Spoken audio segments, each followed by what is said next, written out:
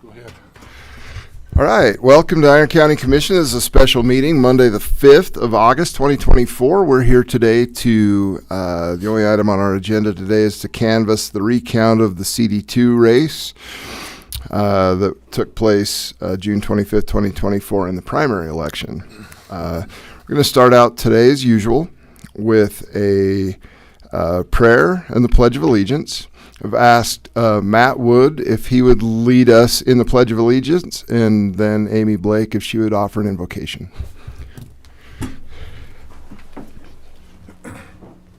Please join me in the Pledge of Allegiance. I pledge allegiance to the flag of the United States of America and to the republic for which it stands, one nation, under God, indivisible, with liberty and justice for all.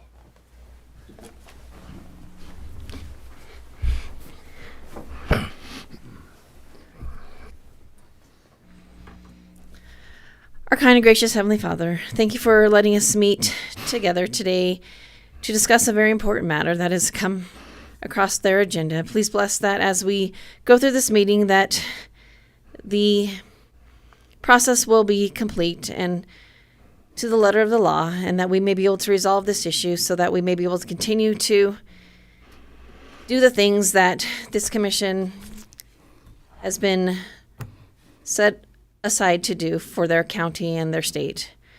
Please bless that as we leave here, that we all do in peace and safety. And thank you for all of our many blessings. And I say this humbly in the name of Jesus Christ. Amen. Amen. Amen. All right. We'll turn the time over to our clerk, John Whitaker. Okay.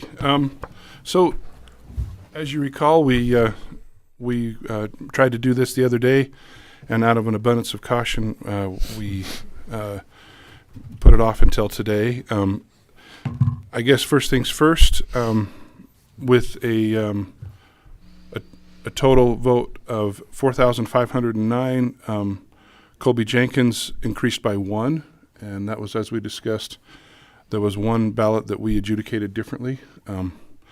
Celeste Malloy remained unchanged at 5,187 votes for a total of 9,826.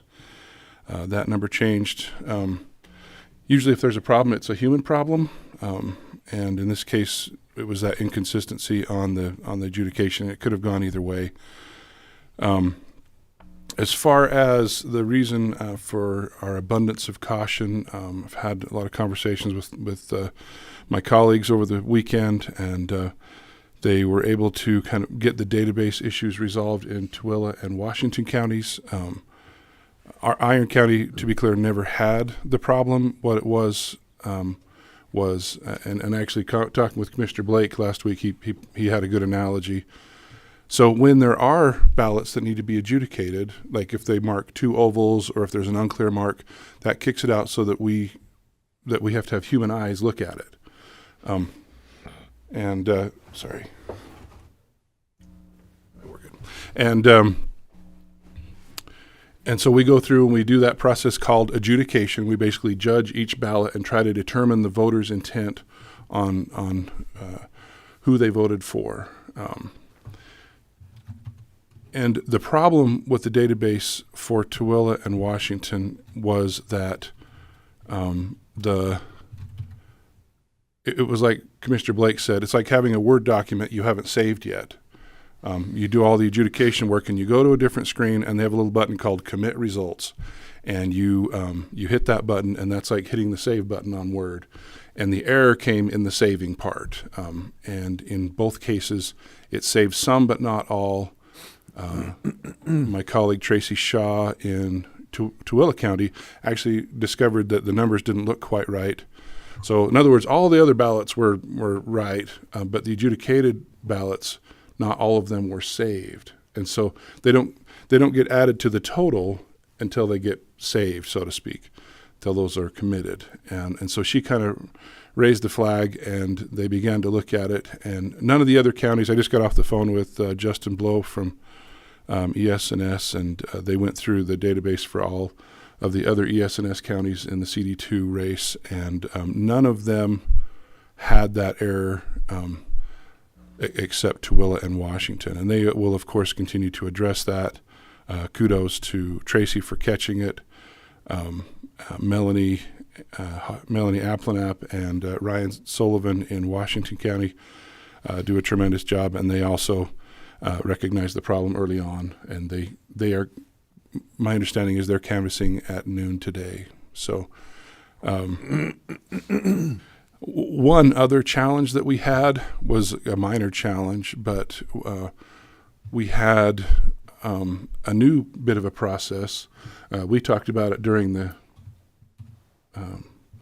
post-election audit, and what we've started doing is we have a little ink cartridge that goes into the tabulating machine, the really fast tabulator, if you've seen that, and it sprays the cast vote record number onto each ballot, so that when we do the post-election audit, or if there's ever a question, we can marry up that particular ballot with the cast vote record in the machine.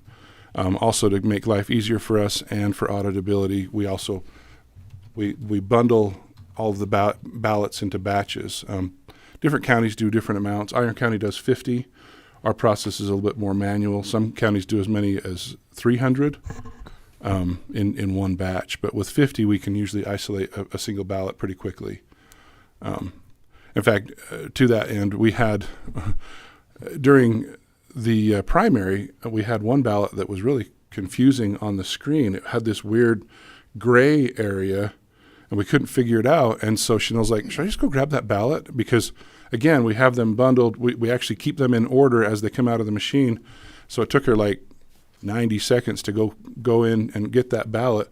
And what it was somebody had made a mark and erased it with like an old eraser. You know how they get that weird gray smeary, and we couldn't tell what that was on the screen, but we're like, oh, okay, because we thought, man, is this coffee? Is this, we get, I don't even want to tell you what we get on stuff, and we hope it's chocolate or lemonade. Just leave it at that. They get crinkly as they go through the machine sometimes. Anyway, we were pleased that the number of ballots was exactly the same. The one difference that we could discern was an adjudication that we remembered doing in both.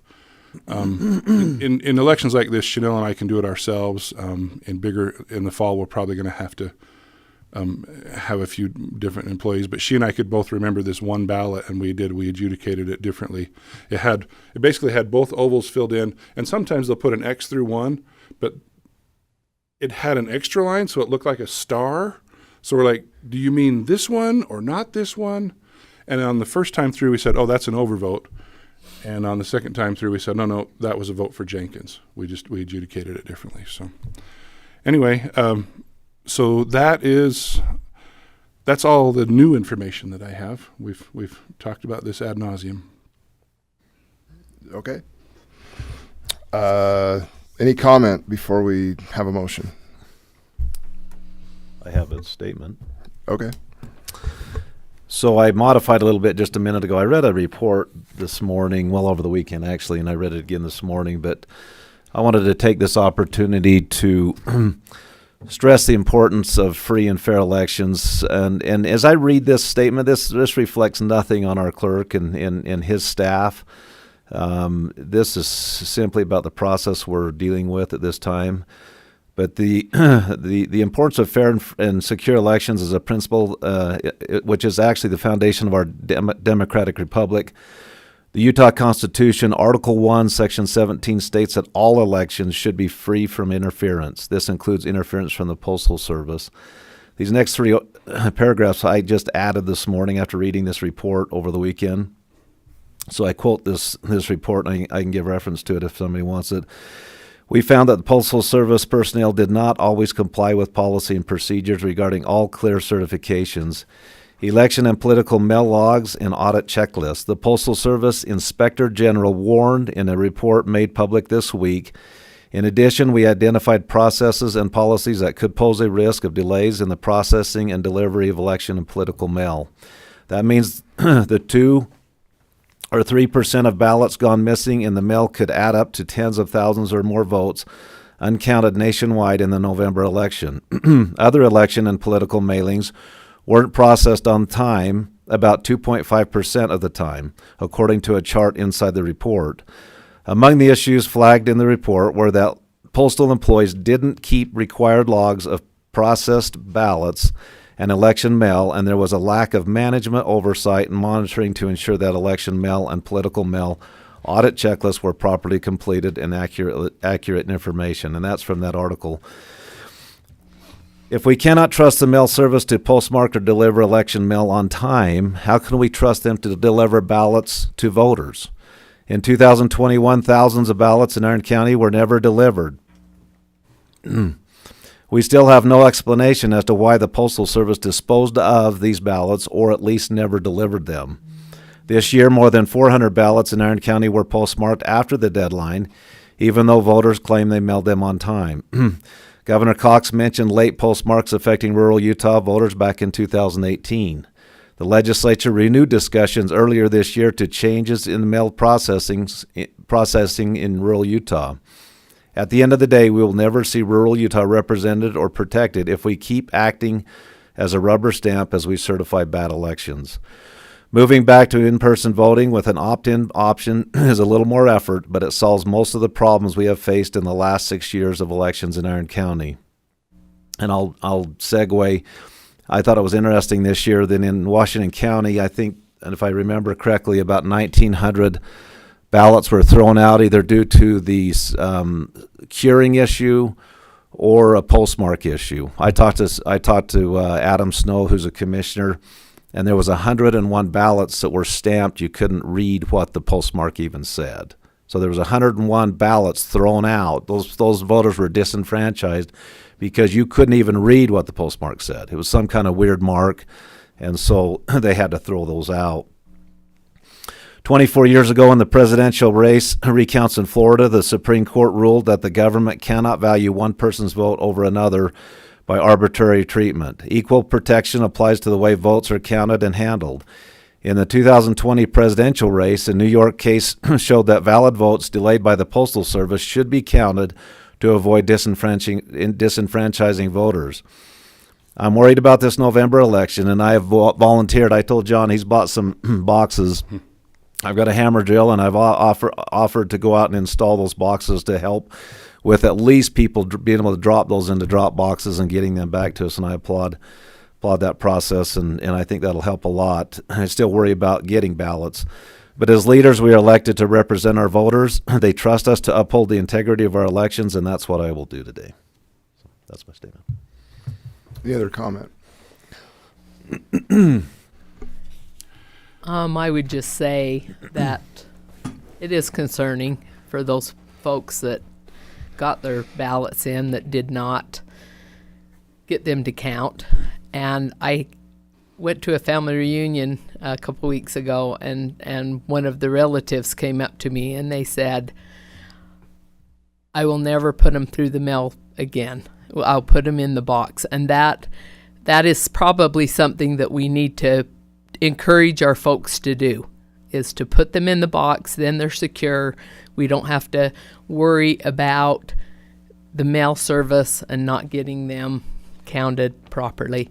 So I was going to ask John, I know in one of the Zoom calls that we've had over this with UAC, they talked about having some type of marking on the outside of the mail, outside of the envelope, saying we encourage you to put them in the boxes, or be sure to mail them a week before, or something like that. Yeah. Is that something? We probably can't do that now, can we? Well, we were able to on Friday. The envelopes have been made for a couple of years. Yeah. But we did modify our instructions for the November election. I mean, it's crazy to think that it's 93 days away now. Yeah, that's crazy. So one thing we don't get to do with elections is pause. Yeah. And so exactly. We were fortunate that they hadn't already printed our instruction sheets, and so we did basically say, if you're going to mail within 5 days of the election, be sure to get a hand stamp. Otherwise, take it to a drop box. And then we've got, they're not there yet, but we listed all of the new drop box locations on the instruction sheet. Yeah. So I would encourage everyone to put them in a drop box, not put them through the mail, just because of our experience that we've had with that. And like I said, those folks that came and, were very upset that their vote did not count on the primary, and they said, we learned a lesson. We will never put them in the mail again. So Well, and I had learned that Davis County had put that kind of instruction. They had had a similar issue where there was just a delay with the postmark that they were able to, and they had done that a few years ago, and their Republican Party in their county got after them for doing that. But they were like, listen, there's this potential delay, and there's no reason to have your vote not count. yeah, they talked about that in the And so Zoom that call. so that's what I said. Well, we're gonna do that as well. We had conversations with Nicole, and they put. I mean, it's not as quite that direct, but they put instructions on their tax bill saying, "Hey, it might." And it's really easy to sit here and eviscerate the Postal Service, but if the bar is perfection, they're going to disappoint us every time. But if you're got a little bit of a delay, you know what? Put it in a Dropbox. Yeah, you know, absolutely. Or make sure you get a hand stamp on. I know, like in Cedar, that sounds daunting to me because I've stood in line for 20 minutes in Cedar, but Or especially longer. with Yeah. the smaller locations. You can usually get a hand stamp, but we've got we'll have boxes, 24-hour outside drop boxes with cameras in Cedar, Enoch, and the courthouse here. We'll have them in Bryan Head, Burrell Junction. We're still working out Newcastle and Canaryville. So you're not going to drive very far. And I like that too because, look, we've made it very easy to get your vote counted. But there were some folks that, they couldn't come into the office during office hours, and so that kind of takes away that excuse as well. So There were, I talked to a lot of people that mailed them Friday morning in the post office. They walked them into the post office Friday morning. That's They still didn't count. Friday, Saturday, Sunday, Monday, Tuesday. That's 4 or 5 days. yeah, and that was so. And then I also heard of a couple that mailed their ballots the same day inside the post office the same day, and they were postmarked differently. One was postmarked late, one was postmarked on time. Yep, So. and so what we did, we actually did a couple of just little experiments to see, because what I was trying to isolate was, is this a problem with carriers? Is it the blue boxes? Is it the inside boxes? And so we mailed a bunch of mailings that had the official election indicia on there, and I asked each of my deputies and myself, we mailed them from our house, our NDCBU, or in front of our home, or like in Chanel's case, the drop box, because she has a PO box. And then we did blue boxes, and then we did inside. And what we found was there was no consistency. Some of them had a proper postmark. In fact, most of them did. And then there were a couple that were late, but there was no consistency. Another thing that we've done is when we've had conversations with folks about their late postmark, is we've said, hey, listen, we're just trying to get our head wrapped around this. When and where did you mail it? And so we didn't get a ton of people that we talked to that way, but probably 10, and there was no way for me to isolate what happened at a local level, and so that indicated to me that it was a more broader systemic issue, which actually plays to my concern, which was that I think it was getting held up at the Vegas Center, whether it's on their porch or whether it's in WIP or whatever. And when I spoke with Shauna Heaton, she's tremendous. She helped me when we had the printer issue a few years ago. They swore up and down that they clear that facility and that they don't change the postmark till 7 a.m. And I don't even doubt that. I just don't know enough about their process to know, well, okay, where were those ballots that, where was that mail in the time, because, look, we can talk about substantially complied. The law doesn't say put it in the the mailbox on time. The law says that it has to be postmarked on time.